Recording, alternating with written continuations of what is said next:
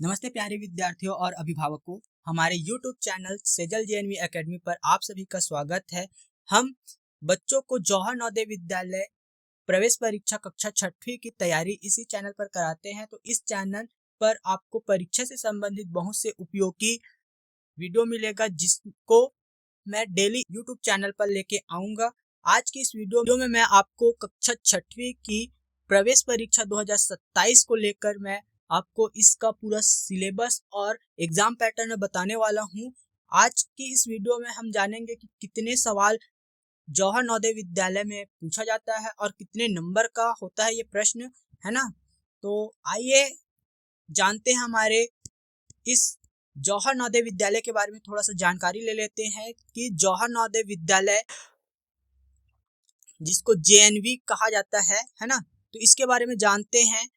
जौहर नवोदय विद्यालय भारत सरकार द्वारा स्थापित सह शिक्षा आवासीय विद्यालयों का एक नेटवर्क है, जिसका उद्देश्य प्रतिभाशाली विद्यार्थियों, विशेषकर आपके ग्रामीण क्षेत्र के विद्यार्थियों को गुणवत्तापूर्ण शिक्षा प्रदान करना है।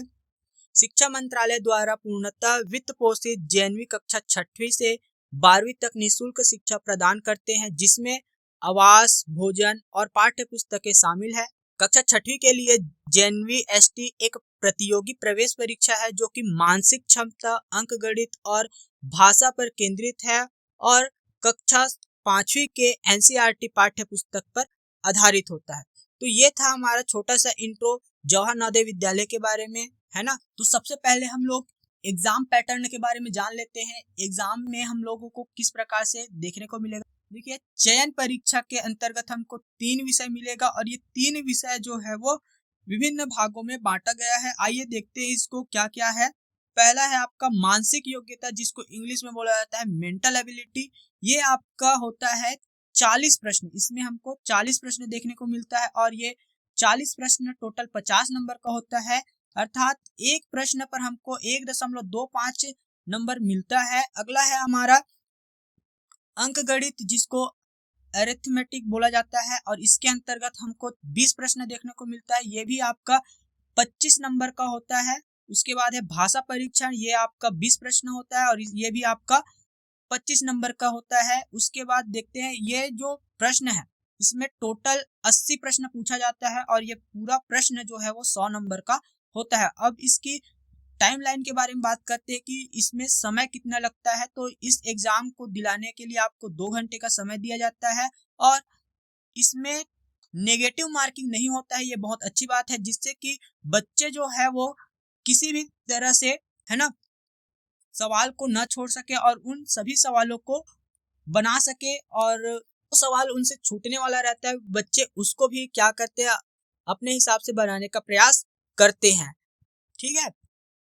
अपनी तैयारी को बेहतरीन बनाने के लिए हमारे YouTube channel Sejal JNV academy को सब्सक्राइब कर लीजिए और हमारे टेलीग्राम चैनल को ज्वाइन कर लिए, जिसका लिंक नीचे वीडियो के डिस्क्रिप्शन में दिया गया है, जिसके अंतर्गत आपको फ्री में स्टडी मटेरियल और इम्पोर्टेंट नोट्स, PDF तथा होमवर्क दिया जाएगा, जिसको करके आप अपना जौहर नवोदय विद्यालय में सीट पक्की कर सकते हैं। आइए अब हम लोग इसके संपूर्ण विषय पर एक नजर डालते हैं कि इसका पाठ्यक्रम सिलेबस जो है वो किस प्रकार से होता है। तो जौहर नवोदय विद्यालय कक्षा 6वीं का जो पहला विषय है वो हमारा मानसिक योग्यता है। मानसिक योग्यता के अंतर्गत जैसा कि हमने देखा कि 40 प्रश्न पूछा जाता है, जो कि आपका 50 नंबर का होता है। ठीक है। तो इसके बारे में जानते हैं कि इसके अंतर्गत कौन कौन से विषय वस्तु शामिल है। तो इसके अंतर्गत हमको असंगत को छांटना, अर्थात भिन्न आकृतियों को छांटना होता है। दूसरा टॉपिक है हमारा आकृति मिलान, समान आकृति की खोज करना होता है। फिर तीसरा है आपका आकृति पूरक पैटर्न पूर्ण करना और चौथा है हमारा आकृति श्रृंखला पूर्ति। पांचवा है सदृश्यता या सम संबंध, इसी को बोला जाता है। फिर छठवा है आपका ज्यामितीय आकृति पूर्णता, है ना। इसके अंतर्गत त्रिभुज, वर्ग, वृत्त, ये सारी चीजें आती है। फिर अगला है हमारा 7वां दर्पण प्रतिबिंब, जल प्रतिबिंब, है ना। इसमें हम लोगों को इस प्रकार से प्रश्न देगा कि मान लो ये एफ लिखा है, तो इसको अगर हम लोग दर्पण में देखें तो ये एफ जो है वो कैसे दिखेगा, तो इस प्रकार से दिखेगा, है ना। ऐसे ही आपका दर्पण प्रतिबिंब रहता है।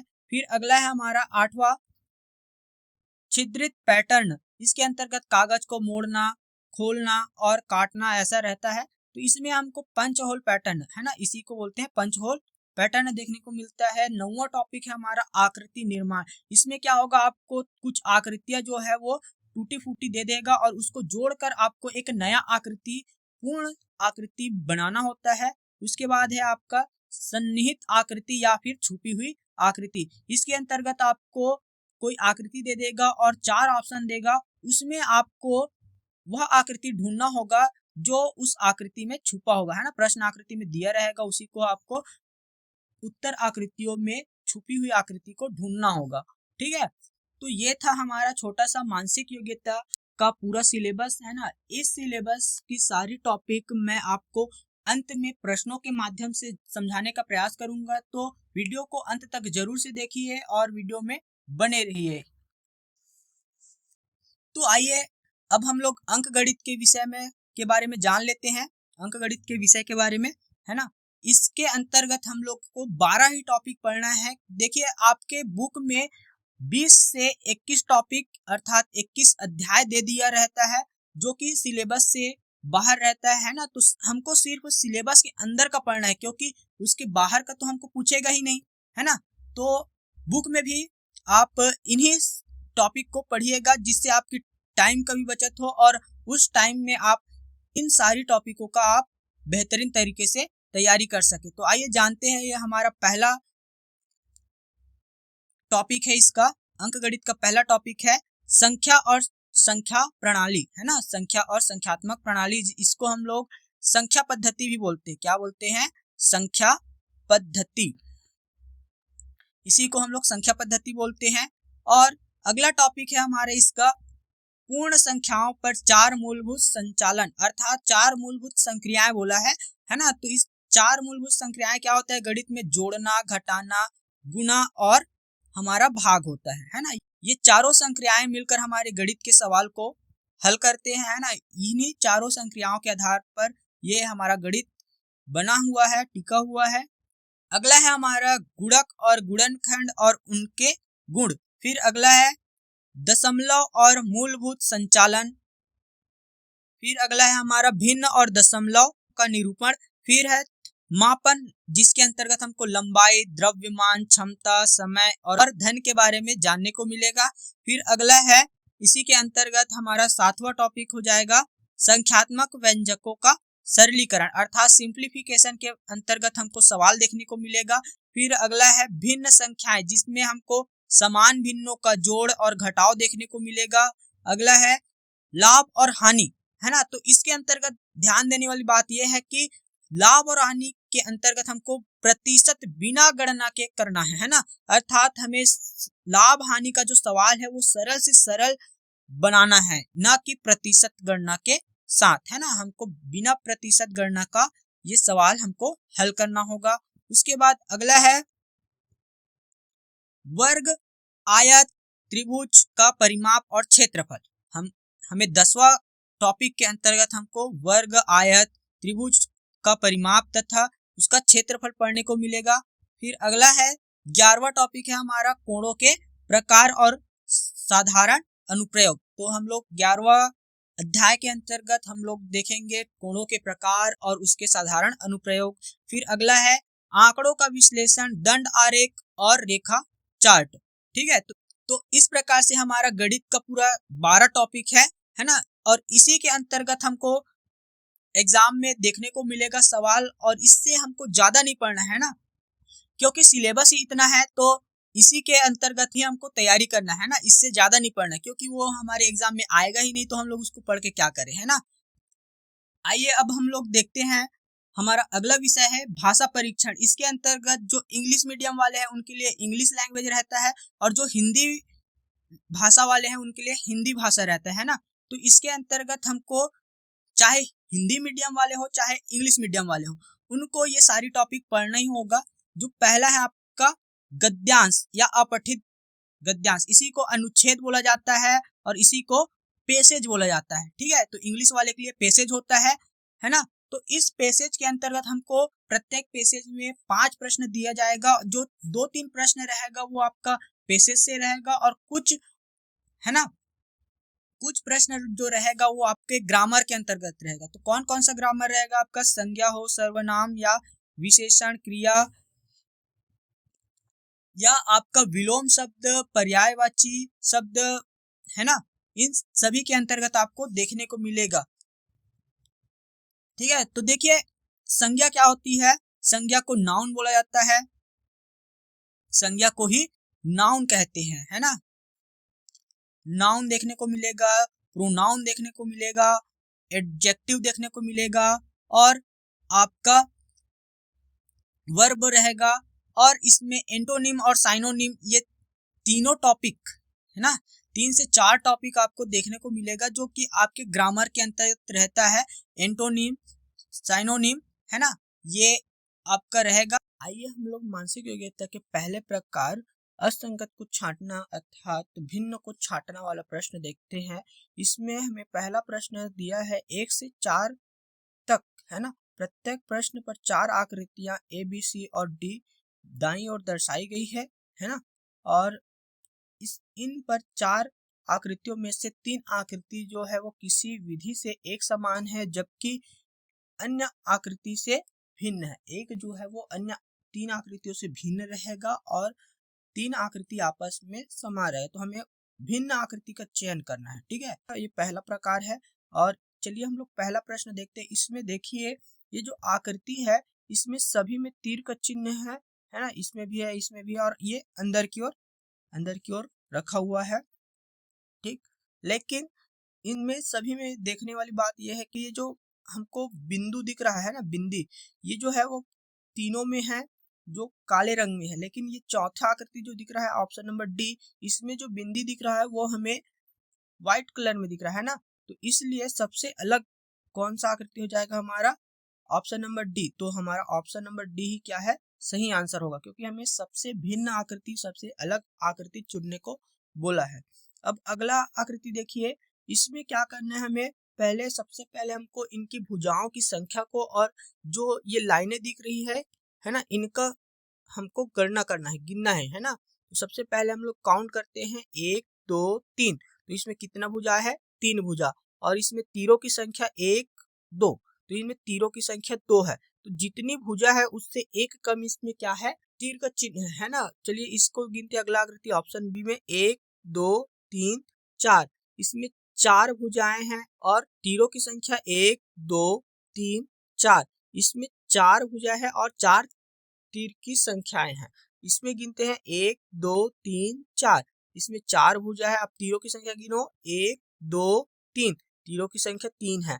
इसमें 1 2 3 4 5, इसमें 5 है आपके भुजाओं की संख्या। उसके बाद 1 2 3 4, इसमें 4 है आपकी तीरों की संख्या। इस प्रकार से इसमें हमें ये देखने को मिला कि जो ये ए सी और डी, ये जो 3 आकृतियां हैं, इनमें जितनी भुजा की संख्या है उससे एक कम हमें तीरों की संख्या देखने को मिल रहा है। लेकिन ऑप्शन नंबर ये जो बी है, इसमें जितनी भुजा है उतना ही हमको तीर देखने को मिल रहा है ना। तो इस प्रकार से सबसे अलग इन चारों में से कौन सा ऑप्शन दिख रहा है हमें? Option number B. तो हमारा सही आंसर कौन सा हो जाएगा? ऑप्शन नंबर बी सही होगा, ठीक है। अब देखते हैं प्रश्न 3।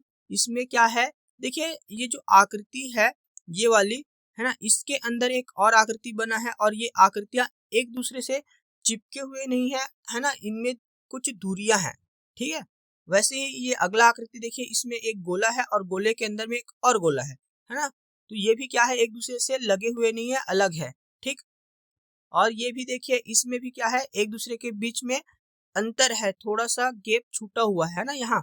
तो इस प्रकार से ये तीनों आकृति में आपस में संबंध दिख रहा है हमको। लेकिन ये जो चौथी आकृति है, देखिए ये जो त्रिभुज दिख रहा है हमको, है ना, ये जो त्रिभुज है वो इधर से और इधर से अंदर वाली जो भाग है वो एक दूसरे को टच कर रहा है ना। तो इस प्रकार से सबसे डिफरेंट और सबसे अलग हमें कौन सा आकृति नजर आ रहा है?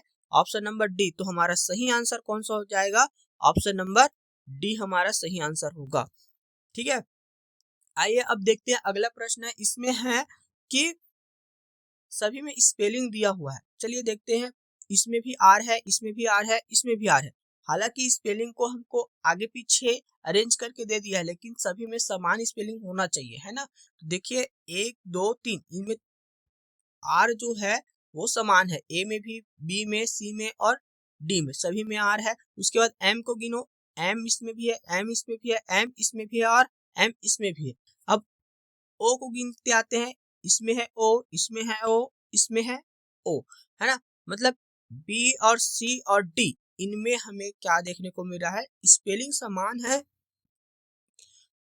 स्पेलिंग को आगे पीछे करके अरेंज कर दिया है ना सभी में, लेकिन जो ऑप्शन ए है उसमें ओ के स्थान पर हमको पी दे दिया है। तो हमारा सही आंसर कौन सा हो जाएगा, ऑप्शन नंबर ए हो जाएगा।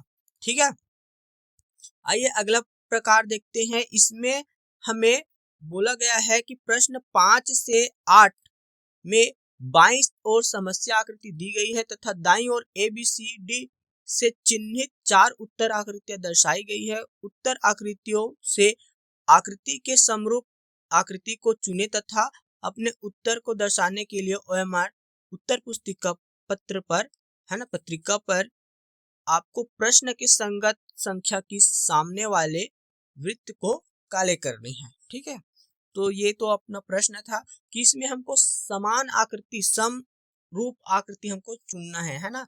तो ये देखिए ऐसा आकृति हमें कहाँ दिख रहा है, ऐसी आकृति हमें कौन से ऑप्शन में दिख रहा है, ये तो नहीं दिख रहा है, ये भी नहीं दिख रहा है, ये भी नहीं दिख रहा है, क्योंकि ये उल्टा बना है। इधर से देखे तो ऐसा नहीं है ना ये। तो हमारा सही आंसर कौन सा हो जाएगा, ऑप्शन नंबर डी। देखिए इसी के जैसा कौन सा दिख रहा है हमें, ऑप्शन नंबर डी दिख रहा है, तो हमारा ऑप्शन नंबर डी ही सही होगा। ठीक, अगला देखिए छठवा है। इसमें ऐसे बना है, फिर ऐसे और ऐसे होकर इधर गया है और इधर ऐसे गया है ना। तो इसी के जैसा हमारे पास कौन सा आकृति दिख रहा है वो वाला देखना है। तो देखिए सभी में तो ऐसे अर्धगोला बना हुआ है। ठीक है, फिर ये वाला चिन्ह इनमें भी है, इसमें भी है और इसमें भी है। उसके बाद ये है, इसमें भी है। अब देखते हैं ये वाला जो तीर दिख रहा है, ये वाला वो सभी में है कि नहीं, है ना। तो देखिए इधर हम लोग अगर देखें तो इसमें तो है ना, लेकिन इसमें ऊपर चला गया है तो ये तो नहीं होगा, इसमें नीचे आ गया ये भी नहीं होगा, और ये तो सबसे अलग ही आकृति है ना। तो हमें समान आकृति ढूंढना है, तो हमें समान आकृति कौन सा ऑप्शन दिख रहा है, ऑप्शन नंबर ए सही होगा। ठीक है, चलिए अगला आकृति देखते हैं।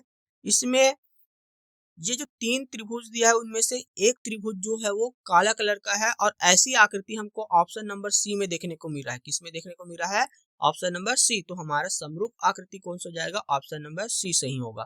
ठीक है, इसमें देखिए अब ये जो ऑप्शन है इस आकृति के समान होना चाहिए, तो ऐसी ही आकृति हमको इसमें देखने को नहीं मिल रहा है, क्योंकि देखिए यहाँ सफेद कलर में है, यहाँ काला कलर में है ना, तो ये तो नहीं होगा। फिर ये वाला आकृति देखिए, ये इसमें इधर व्हाइट में है और ये ब्लैक में, लेकिन ऊपर की ओर, तो ये भी नहीं होगा, है ना।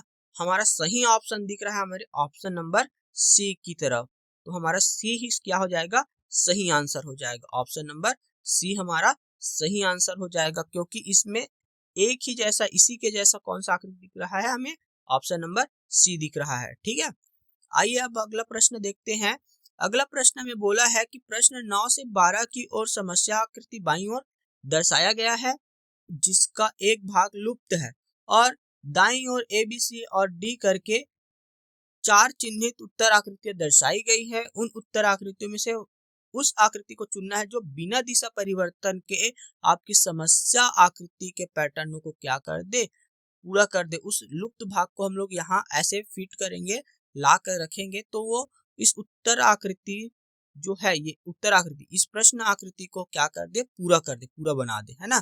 तो चलिए हम लोग देखते हैं लुप्त आकृति को यहाँ लेके आएंगे। तो देखिए हम लोग ऐसे आकृति के लिए क्या करेंगे, सबसे पहले इसको हम लोग ड्रॉ करके देखेंगे, है ना।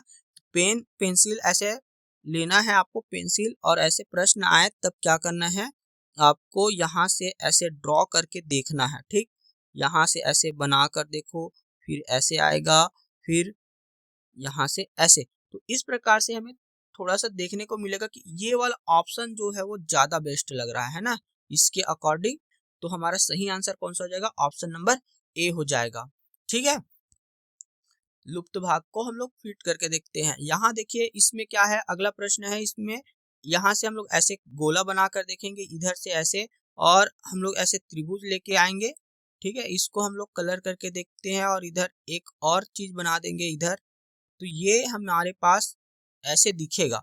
ठीक है, तो ऐसे ही हमारे पास कौन सा ऑप्शन दिख रहा है, देखिए यहाँ से पूरा ऐसे कलर होना चाहिए था, है ना। तो ये तो नहीं है, ये भी नहीं है, इसमें है लेकिन इधर देखिए ये उल्टा बन गया है ये वाला भाग, जबकि हमारे इधर आना चाहिए था, इधर, है ना। तो ये वाला भी ऑप्शन नहीं होगा, हमारा ऑप्शन नंबर कौन सा हो जाएगा, ऑप्शन नंबर ए सही होगा।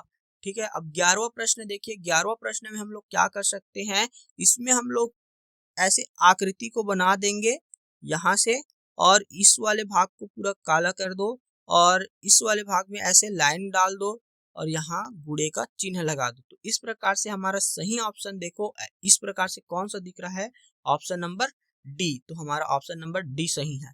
ठीक है, वैसे ही यहाँ इस वाले आकृति में हम लोग ऐसे करके ऐसे गोला बनाकर ऐसे देखेंगे तो हमारा आंसर कौन सा दिखेगा भाई, देखो, और यहाँ से हम लोग ऐसे इसको फुलफिल कर देंगे, देखो। ठीक है, ये जो फुलफिल हुआ, ये जो आकृति है, तो ऐसी आकृति हमको कौन सा नजर आ रहा है। ठीक है, तो ऑप्शन नंबर हमें देखने को मिल रहा है, ऑप्शन नंबर सी। कौन सा, ऑप्शन नंबर सी हमें सही लग रहा है।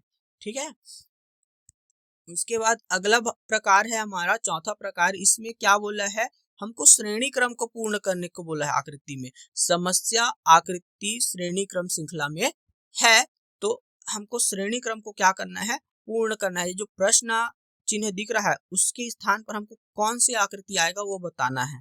ठीक है, तो चलिए देखते हैं इसमें आपस में एक संबंध है, वो कैसा संबंध है।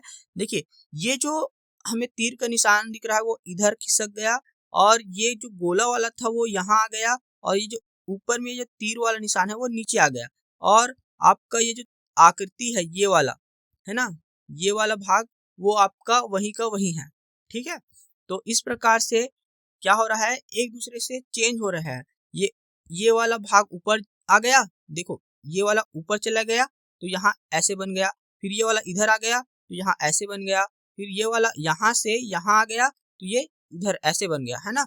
तो हमें ये तीनों चीज क्या है, एक दूसरे से बदल रहे हैं। तो इसमें जैसा संबंध है वैसे ही इधर भी होगा। देखिए यहाँ क्या हुआ, ये जो तीर का निशान है वो ऊपर चला गया तो यहाँ आ गया, अब ये जो तीर है वो यहाँ आ जाएगा, ये वाला अब यहाँ आया है। ठीक है, अब ये जो गोला यहाँ था, गोला वाला, तो वो कहाँ गया, यहाँ नीचे में, है ना। तो इस प्रकार इनमें भी संबंध है। तो अगला आकृति कैसे बनेगा, ये जो है ऊपर चला जाएगा, और ये इधर से कहाँ जाएगा, नीचे। तो इस प्रकार से हमारा जो आकृति बनेगा वो कुछ ऐसे बनेगा, देखो, गोले का चिन्ह, फिर आपका जो तीर वाला है कलरफुल वाला, है ना, वो फिर ऐसे रहेगा, और एक तीर का निशान जो रहेगा वो ऐसे आ जाएगा। तो हमारा ऑप्शन देखो इसमें कौन सा दिख रहा है, हमें ऑप्शन नंबर सी दिख रहा है, ऑप्शन नंबर सी सही होगा। ठीक है, आइए अगला प्रश्न देखते हैं। अगला प्रश्न में हमें इनमें एक ऐसा संबंध है, देखो ये जो दिख रहा है हमें गोला, है ना, वो यहाँ था पहले, फिर इसके शीर्ष पर आ गया, फिर यहाँ से ऐसे आया, तब हमको पहले ये वाला मिला, फिर यहाँ से ऐसे खिसक कर आया तो हमें ये वाला मिला। अब ये यहाँ से कहाँ आएगा, इधर आएगा, तो हमें कैसा आकृति मिलेगा, ऐसे एक त्रिभुज बनेगा और यहाँ गोला होना चाहिए। तो हमारा सही ऑप्शन कौन सा दिख रहा है, ऑप्शन नंबर सी दिख रहा है। हमारा सही आंसर ऑप्शन नंबर सी आएगा। ठीक है, चलिए अब अगला प्रश्न देखते हैं, इसमें क्या है। इनमें देखिए एक संबंध है, ये जो गोला दिख रहा है वो एक और ये दो स्थान, है ना, एक स्थान छोड़ के दूसरे स्थान पर जा रहा है, तब हमें यहाँ से वो गोला कहाँ गया, इधर आ गया। ठीक है, यहाँ अब ये जो गुणे का चिन्ह दिख रहा है वो एक स्थान छोड़ के ऊपर चला जाएगा तो यहाँ आ गया। ठीक है, वैसे ही अब ये जो त्रिभुज का चिन्ह है वो एक स्थान छोड़ के यहाँ आ गया, तो वो त्रिभुज का चिन्ह इधर दिख रहा है। तो वैसे ही यहाँ भी क्या होगा, देखो यहाँ भी वैसी संबंध देखने को मिल रहा है। ये जो हमारे पास गोला का चिन्ह है वो एक स्थान छोड़ के यहाँ आया, तब वो इधर बना, फिर ये गुणे का चिन्ह एक स्थान छोड़ के यहाँ आया, तब यहाँ हमें गुणे का चिन्ह देखने को मिला, फिर अब ये त्रिभुज का चिन्ह यहाँ छोड़ के यहाँ आ जाएगा तो ऐसे दिखेगा त्रिभुज का चिन्ह, है ना। तो वैसे ही हमें अगली आकृति में ढूंढना है। तो सबसे पहले क्या करेंगे हम लोग, ये जो गोले का चिन्ह है उसको एक एक और ये दो, तो यहाँ बनेगा तो ये ऐसे बनेगा।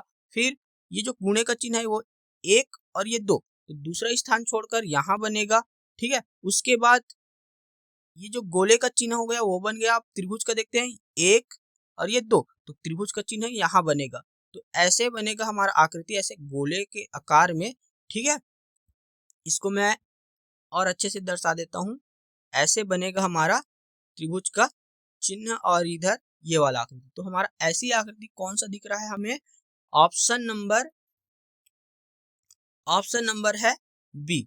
ऑप्शन नंबर बी हमारा सही आंसर हो जाएगा, ठीक है, इसी के जैसा, ठीक। अब देखिए इसमें अगला प्रश्न है जिसमें यहाँ ऐसे बना है और ये जो आकृति है वो ऐसे घूम गया, तब कौन सा आकृति मिला हमको, इस वाला, है ना। फिर ऐसे घूम गया, ये जो बिंदी दिख रहा है वो इधर घूम गया, ठीक है, तब हमको ये वाला आकृति मिला। अब क्या करना है, ये जो आकृति है वो फिर से ऐसे घूम जाएगा, तो ये जो बिंदी है वो कहाँ जाएगा, एक पूरा कलर वाला यहाँ आ जाएगा और एक व्हाइट वाला इधर आ जाएगा, ऐसे। तो हमारा आकृति किस प्रकार से दिखेगा भाई, ऐसे दिखेगा, यहाँ कलरफुल वाला पूरा फुल भरा हुआ और एक ऐसे वाला आ जाएगा। तो हमारा ऑप्शन नंबर इसमें कौन सा दिख रहा है, ऑप्शन नंबर बी दिख रहा है सही आंसर, ठीक है। इस प्रकार से अब अगला आकृति देखिए, इसमें हमको प्रश्न 17 से 20 में प्रत्येक प्रश्न में 2 समस्या के सेट दिए गए हैं। दूसरे सेट में एक प्रश्न चिन्ह है ना। उस प्रश्न चिन्ह को देखते हैं तो पहले आकृति में जो संबंध है वैसे ही आपके दूसरे सेट में भी क्या होगा, एक दूसरे के साथ संबंध होगा। तो देखिए प्रथम सेट की 2 समस्या आकृति एक निश्चित संबंध में है, ठीक है। तो इसी प्रकार आपका जो संबंध दूसरा सेट है वो तीसरी आकृति के साथ, तीसरी आकृति और चौथी आकृति का आपस में होना चाहिए, ठीक है। तो देखिए इसमें क्या हुआ है, ये जो ऐसे है ऐसा, उसको हमने ऐसे घुमा दिया है ना, कितने के एंगल से, 90 डिग्री इसको घुमा दिए। तब वो कैसे बनेगा, ऐसे उल्टा कर देंगे तो इधर से ऐसे घुमाएंगे, है ना, इधर से, तो क्या हो जाएगा, वो ऐसे बनेगा, है ना। पहले घुमाएंगे तो ऐसे बनेगा, उसके बाद इसको उल्टा कर दिए, है ना, यानी कि दर्पण प्रतिबिंब कर दिए, तो अब कैसे बन गया, ऐसे। तो वैसे ही ये जो बी दिख रहा है वो आपको ऐसे दिख रहा है, ठीक है, ऐसे है कुछ। अब इसको हम लोग अगर ऐसे घुमा दे तो कैसे बनेगा भाई, ऐसे बनेगा, ठीक है। अब इसको हम लोग जस्ट उल्टा कर दे, इसका उल्टा करेंगे तो ये जो बी है वो किस प्रकार से दिखेगा हमको, ऐसे होकर ऐसे दिखेगा। तो हमारा सही आंसर कौन सा है, ऑप्शन नंबर डी हो जाएगा, ठीक है। अब देखिए आकृति है, ये जो आकृति इसके अंदर ऐसे बना हुआ है और ये त्रिभुज है, फिर इसमें ऐसे ऐसे लाइनें बनी हैं, ठीक, यानी कि वर्ग के अंदर त्रिभुज, फिर त्रिभुज के अंदर में क्या हो गया, वर्ग आ गया है, ठीक है। और बाहर वाला जो आकृति है उसमें ऐसे लाइनें खींची है, ठीक, और अंदर वाला व्हाइट कलर में है। वैसे ही यहाँ दिया है, देखिए ये एक गोला है और गोले के अंदर में आपको एक चतुर्भुज यानी कि वर्ग देखने को मिल रहा है और उसमें ऐसे ऐसे लाइनें बनी हैं। अब क्या हो जाएगा, अगली आकृति में ये जो वर्ग है वो बाहर आ जाएगा और वृत्त क्या है, अंदर चला जाएगा और लाइनें ऐसे दिखने लगेगी हमको। तो हमारा ऑप्शन कौन सा रहेगा सही, ऑप्शन नंबर ए, है ना, क्योंकि इन दोनों के बीच जो संबंध है वही तीसरे और चौथे आकृति के बीच संबंध होगा, ठीक है। इस आकृति में देखिए ये जो गोला है ना, ये कुछ ऐसे बना है और इनमें ऐसे ऐसे लाइनें खींची है और यहाँ एक गोला बना है, ठीक है। अब क्या होगा, अगला आकृति में ये जो लाइनें हैं वो हट गया है और हमें पूरा ऐसे गोला देखने को मिल रहा है और ऊपर क्या है, बिंदी देखने को मिला है। मतलब ये जो आकृति है वो जस्ट उल्टा हो गया ऊपर, और ये जो लाइनें थी अंदर में वो क्या हो गया, हट गया, और ये जो बीच में जो गोला था वो कहाँ आ गया, बाहर, और पूरा कलरफुल हो गया, ठीक है। तो वैसे ही आकृति हमको इस तीसरे आकृति का संबंध चौथे के साथ देखने को मिलेगा। तो सबसे पहले हम लोग इस आकृति को ऐसे बनाएंगे, ठीक है, बन गया। अब उसके अंदर वाले भाग जो है वो पूरा काला था वो सफेद हो जाएगा, है ना, और ये जो गोला दिख रहा है हमको वो बाहर निकल कर कुछ ऐसे बनेगा, है ना, और उसमें पूरा काला कलर हो जाएगा। तो हमारा सही आंसर कौन सा हो जाएगा? ऑप्शन नंबर ए हो जाएगा। कौन सा? Option number A. उसके बाद देखिए इसमें क्या है, इस आकृति में हमें देखने को मिला है ये जो लाइनें हैं वो क्या है, ऐसी था, ठीक है, ऐसा है। अब अगली आकृति में क्या हो गया, ये जस्ट ऊपर चला गया इधर, है ना, इधर चला जाएगा तो क्या हो जाएगा, ये जो आकृतियां हैं उनमें ये वाला बिंदु यहाँ, ये वाला बिंदु इधर और तीर का निशान ऐसे हो गया। तो वैसे ही इसमें क्या हो जाएगा, अगला आकृति देखिए, ये वाला आकृति ऐसे हो जाएगा कि यहाँ दिया है ऐसे, ठीक है। अब जस्ट ये ऊपर चला जाएगा, ये जो दो बिंदु दिख रहा है वो जस्ट अपोजिट हो जाएगा। तो यहाँ एक बिंदु दिखेगा और एक बिंदु हमारा यहाँ दिखेगा और तीर का चिन्ह ऐसे लगेगा। तो हमारा सही आंसर कौन सा हो जाएगा? ऑप्शन नंबर सी हो जाएगा, ठीक है, क्योंकि इसी की तरह कौन सा है, ये वाला। ये होता है आपका पहले आकृति का दूसरे आकृति के साथ और तीसरे आकृति का चौथे आकृति के साथ संबंध होगा, है ना। एक बार हमको पैटर्न समझने की देरी होती है, उसके बाद हम लोग इनका आसानी से हम लोग आंसर निकाल सकते हैं, ठीक है। अब अगला देखिए इसमें क्या है, प्रश्न 21 से 24 में समस्या आकृति के रूप में ज्यामितीय आकृति, त्रिभुज, वर्ग और वृत्त दिया हुआ है, ठीक है। ये और हमको दाईं ओर क्या दिया है, 4 उत्तर आकृति दिया गया है। हमको उस उत्तर आकृति को ढूंढना होगा, है ना, उस ज्यामितीय आकृति को ढूंढना होगा जिससे कि ये आकृति हमें पूर्ण दिखाई दे, है ना। तो चलिए हम लोग ढूंढ लेते हैं इसमें। इसको हम लोग ढूंढने के लिए क्या करेंगे, सबसे पहले आप पेंसिल लीजिए और आकृति को ऐसे पूरा बनाकर देखिए। जो आकृति आपको ऐसे दिखेगा, है ना, यहाँ से ऐसे ऐसे आपको ये जो कलर वाला भाग है वो ऐसे दिखे, वही आकृति हमारा सही आंसर होगा। तो हमारे 21 का सही आंसर कौन सा हो जाएगा? ऑप्शन नंबर आपका डी सही होगा। देखिए इनमें कौन सा आकृति इसी के जैसा दिख रहा है? ऑप्शन नंबर डी, इसके जैसा ऑप्शन नंबर डी दिख रहा है ना। इनमें तो ये सभी नहीं दिख रहा वैसा, ठीक है। अब देखिए 22 वाले में आपको भी क्या करना है, इस आकृति को ऐसे लेके आना है, ऐसे बनाओगे तो ये कैसे दिख रहा है? ऑप्शन नंबर आपका डी की तरह दिख रहा है। तो इसमें भी क्या है, ऑप्शन नंबर डी सही होगा। फिर इस वाले आकृति में देखिए, इसको हम लोग यहाँ से ऐसे खींच के लेके आएंगे, ठीक है, ऐसे और ऐसे जोड़ देंगे तो हमारा सही आंसर कौन सा हो जाएगा? इसके जैसा कौन सा दिख रहा है? Option number A. तो 23 का हमारा ऑप्शन नंबर ए हो जाएगा। फिर 24 वाला देखिए, इस आकृति को अगर हम लोग ऐसे बना के देखें, है ना, तो हमें कौन सा ऑप्शन दिख रहा है? इसको देखिए इधर ये घूम कर दिख रहा है ना, तो अगर हम लोग इसको रखेंगे तो ये उल्टा हो जाएगा, ठीक है। तो हमारा सही आंसर कौन सा हो जाएगा? देखिए 24 के लिए ऑप्शन नंबर सी सही हो जाएगा, ठीक। कौन सा?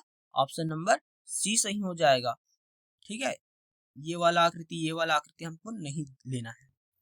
अब अगला प्रश्न देखिए, इसमें हमें दर्पण प्रतिबिंब देखने को मिला। जहां भी आपको ऐसा चिन्ह देखे, आपको प्रश्न पढ़ने की जरूरत नहीं है, क्योंकि इसका मतलब ही क्या होता है, दर्पण प्रतिबिंब। कि अगर हम लोग इस आकृति के सामने यहाँ दर्पण रख दे तो ये आकृति कैसे दिखेगा? तो देखिए ऐसे आकृतियों को पहचानने के लिए क्या करना है, आपको इस आकृति को पहले ऐसे बना लो, गोला गोला बन गया, ठीक है। अब इसके अंदर हमको ऐसे बनाना है और ये जो बी है ना, वो जस्ट दर्पण में देखने पर ऐसे उल्टा बी बनेगा और इधर पूरा काला कलर हो जाएगा, ठीक है, ये पूरा काला कलर। तो ये ऐसी आकृति हमको कहाँ देखने को मिल रहा है? ऑप्शन नंबर डी पर। तो हमारा सही आंसर कौन सा हो जाएगा? ऑप्शन नंबर डी हो जाएगा, ठीक है। अब देखिए अगला, इससे 26 प्रश्न 26 ऐसे ही इसमें क्या करना है, हमको सबसे पहले एक डिब्बा बनाना है ऐसे, ठीक। अगर हम लोग दर्पण के सामने में देखें तो ये आकृति, ये वाला जो है ना वो इधर बनेगा, ठीक है, इस साइड बनेगा, और ये वाला आकृति जो है वो इस साइड बनेगा, है ना। तो चलिए देखते कैसे बनेगा। सबसे पहले हम लोग ऐसे तीर का निशान बनाएंगे ऐसे, फिर इसको हल्का सा ऐसे लेके इधर आएंगे और ये बन जाएगा, ठीक है। वैसे ही यहाँ ये जो त्रिभुज है वो इधर बन जाएगा। तो हमारा सही आंसर कौन सा दिख रहा है? इसी के जैसा ऑप्शन नंबर बी दिख रहा है, ऑप्शन नंबर बी सही है, ठीक है। तो इस प्रकार से हमारा 26 का बी आ जाएगा। फिर देखिए 27 नंबर के प्रश्न में हमें देखिए ऐसा आकृति है, इसको अगर हम लोग दर्पण के सामने में ऐसे रखें तो हमारा आकृति कुछ ऐसे बनेगा। तो हमारा ऑप्शन नंबर बी सही होगा। ठीक है, अब इसमें क्या करेंगे, आर को अगर हम लोग ऐसे, आर और एस को अगर ऐसे रखें तो यहाँ आर ऐसे बनेगा, फिर एस ऐसे बना है ना, तो जस्ट उल्टा हो जाएगा, ऐसे हो जाएगा, तो हमारे पास ऐसे आएगा। तो हमारे पास ऑप्शन नंबर कौन सा दिख रहा है इसी के जैसा, ऑप्शन नंबर ए दिख रहा है। तो ऑप्शन ए सही है हमारा। ठीक है, अगला प्रश्न है, इसमें हमको पंच होल पैटर्न देखने को मिलेगा। हमको कागज को कुछ इस तरह से मोड़ने को बोलेगा। पहले ऐसे था कागज, अब उसको हम लोग ऐसे ऊपर मोड़ेंगे तो हमको कुछ ऐसे मिलेगा। ठीक है, अब उसको हम लोग फिर से ऐसे मोड़ेंगे तो हमको कुछ ऐसी आकृति मिलेगा। अब उस आकृति को हम लोग यहाँ से ऐसे काट दें, है ना, तब कैसे दिखेगा वो आकृति काटने के बाद अगर हम लोग उस पेपर को खोलते हैं तब। सबसे पहले वो आकृति कैसे बनेगा, ऐसे बनेगा। ठीक, मैं यहाँ बना के दिखा देता हूँ आपको। देखिए ऐसे दिखेगा, इधर से ये ऐसा खुलेगा, तब यहाँ एक ऐसे बिंदु दिखेगा, यहाँ एक ऐसे बिंदु दिखेगा, और यहाँ एक ऐसे बिंदु दिखेगा, और यहाँ ऐसे बिंदु दिखेगा। तो हमारा ऑप्शन नंबर कौन सा रहेगा, ऑप्शन नंबर सी सही होगा। ठीक है, इस प्रकार से हमारा ऑप्शन सी खुलेगा। देखिए कैसे होगा, इस आकृति में हमको ऐसे लाइनें बनाना है। अगर हम लोग खोले तो ऐसे दिखेगा ना, तो यहाँ भी ऐसे ही खुलेगा एक, और यहाँ भी ऐसे ही खुलेगा। तो हमारा सही आंसर ऑप्शन नंबर सी आ जाएगा। ठीक है, अब इस आकृति में देखिए, जब हम लोग इसके कहे अनुसार पेपर को ऐसे फोल्ड करेंगे, फिर ऐसे फोल्ड करेंगे, और लास्ट में इस आकृति के समान उसको काट कर देखेंगे और खोलेंगे पेपर को, तो कैसे बनेगा, पेपर में जो आकृति है वो कुछ ऐसे बनेगा। ठीक है, यहाँ बिंदी रहेगा, फिर यहाँ से ऐसे बनेगा, फिर यहाँ से ऐसे बनते जाएगा। तो हमारा सही आंसर कौन सा दिख रहा है, ऑप्शन नंबर बी दिख रहा है। ठीक है, इस वाले में देखिए, इसको अगर हम लोग ऐसे फोल्ड करके इधर लेके आए, और फिर इसको ऐसे फोल्ड करें, फिर ऐसे फोल्ड करें, पेपर को मोड़े, तो अब यहाँ हम लोग क्या करेंगे, होल कर देंगे। फिर उसके बाद हम लोग पेपर को खोल के देखेंगे। इसको अगर ऐसे खोलेंगे तो यहाँ बनेगा एक यहाँ बनेगा।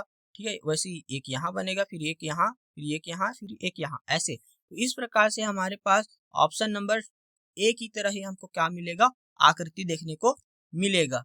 ठीक है, तो हमारा ऑप्शन नंबर ए सही होगा। इसमें देखिए, इस पेपर को ऐसे फोल्ड किए, फिर इस प्रकार से, फिर अगर अगर अगर हम इस आकृति को ऐसे देखें, ठीक है, तो ये किस कैसे बनेगा, ऐसे आकर और इधर से ऐसे होकर यहाँ ऐसे दिखेगा, और यहाँ से ऐसे बनना चाहिए। तो हमारा ऑप्शन नंबर कौन सा दिख रहा है, ऑप्शन नंबर ए सही है ना। अब इसमें देखिए हमें क्या बोला है, आकृतियों के टुकड़े दे दिया है, इस प्रकार से 3 4 जो भी है आकृति को अलग अलग टुकड़ों में बांट दिया है। अब उसको हमको आपस में जोड़कर एक आकृति बनाना है जो इन तीनों आकृति से बना हो, है ना, तो उसी को हमको छांटना है। तो देखिए सबसे पहले इसको हम लोग नाम दे देते हैं, इसको करते हैं 1, ये 2, ये 3। अब इसमें देखिए एक तो है, लेकिन इसमें ये जो आकृति है वो थोड़ा सा अलग बन गया, ये तो नहीं होगा। ठीक है, इसमें देखिए ऑप्शन नंबर बी में ये जो एक ये वाला है, फिर ऑप्शन नंबर 3 जो 3 है ये है, और ये 2 नंबर का। तो हमारा सही आंसर कौन सा दिख रहा है, ऑप्शन नंबर बी। तो इसमें हमारा बी आंसर सही होगा।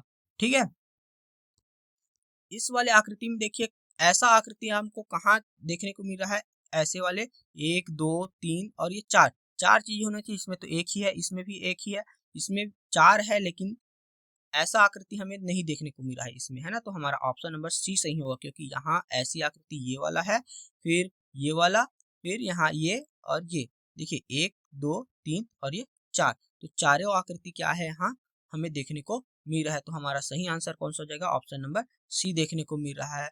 अब इस वाले प्रश्न में देखिए, ये आकृति हमको कहाँ देखने को मिल रहा है, यहाँ, है ना, ये 1 है और ये 2, फिर ये वर्ग हमें यहाँ देखने को मिला है, और ये गोला यहाँ देखने को मिला है। तो हमारा सही आंसर कौन सा हो जाएगा, ऑप्शन नंबर बी सही होगा। ठीक है, हमारा सही आंसर ऑप्शन नंबर बी था।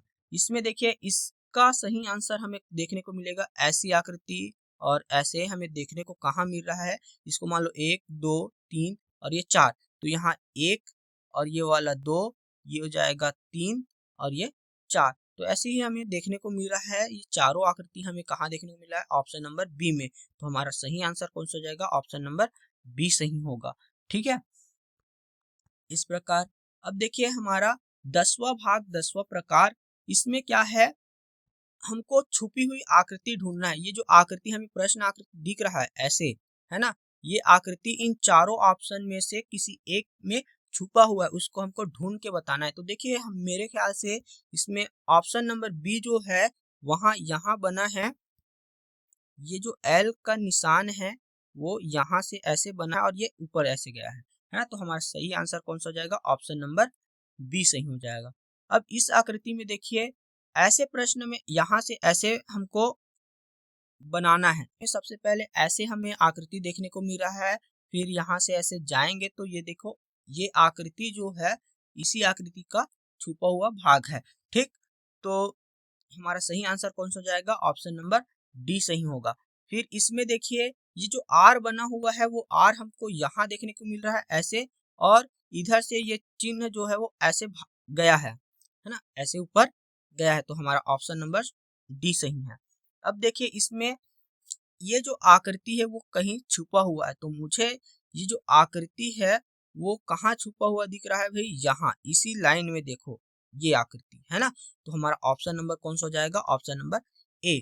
तो ये था हमारा मानसिक योग्यता का 10 प्रकार का प्रश्न, जो मैं आपको उदाहरणों के माध्यम से समझाने का प्रयास किया हूँ। आशा करता हूँ कि ये जो मानसिक योग्यता का पार्ट है वो आपको समझ में आया होगा, और ये जो सिलेबस है वो आपको समझ में आ गया होगा कि मानसिक योग्यता में 10 प्रकार के आकृति कैसे पूछा जाता है ना।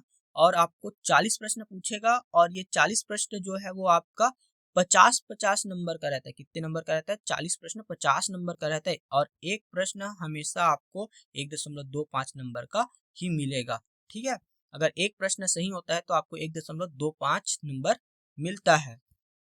नवोदय का एग्जाम काफी कठिन होता है, इसका स्तर एनसीईआरटी से थोड़ा ऊपर रहता है, इसलिए आपको सही मार्गदर्शन और अच्छी मेहनत की जरूरत होती है। सेजल जेएनवी एकेडमी के माध्यम से आपको बेहतरीन तैयारी करवाई जाएगी, जहां आपको फ्री में नोट्स, पीडीएफ, इंपॉर्टेंट फाइल्स और होमवर्क दिया जाएगा, है ना। और इसमें आपको फ्री का वीडियो कोर्स भी मिल जाएगा। अगर आप सीरियस होकर तैयारी करना चाहते हैं तो हमसे संपर्क करें, हमसे जुड़ जाएं हमारे यूट्यूब चैनल के माध्यम से, और अपना सिलेक्शन पक्का करें। मिलते हैं अगले वीडियो में, तब तक के लिए बाय बाय।